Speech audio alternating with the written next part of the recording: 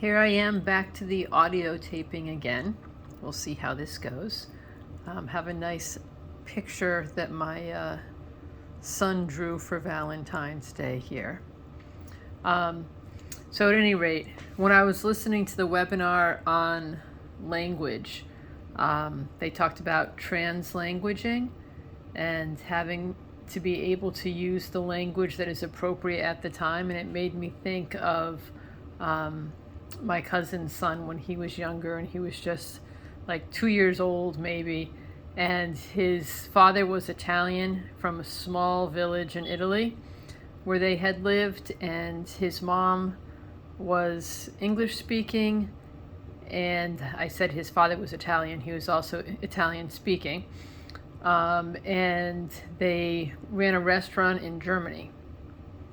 So my cousin's son he knew at like 2 years old that when customers came into the restaurant, he spoke German. And when he spoke to his dad, he spoke Italian. And when he spoke to his mom, he spoke English. And then he also, at 2, made up his own language. And then at the end of it would say, "Capisci?"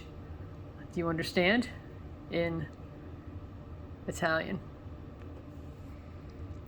Also from the language webinar, they talked about how linguistis,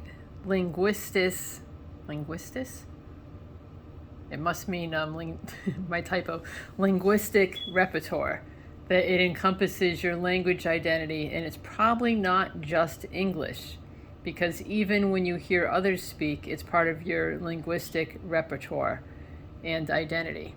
So my linguistic repertoire and identity have increased significantly since listening to that webinar.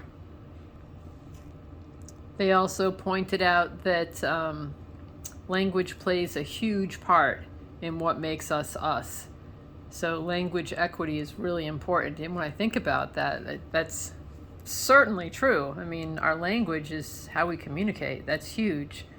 They also talked about the importance of people being able to communicate with their grandparents so that they can at least inherit their ancestral stories. So that's very important. And that what it's all about, language equity, the most important is to give students the opportunity to use their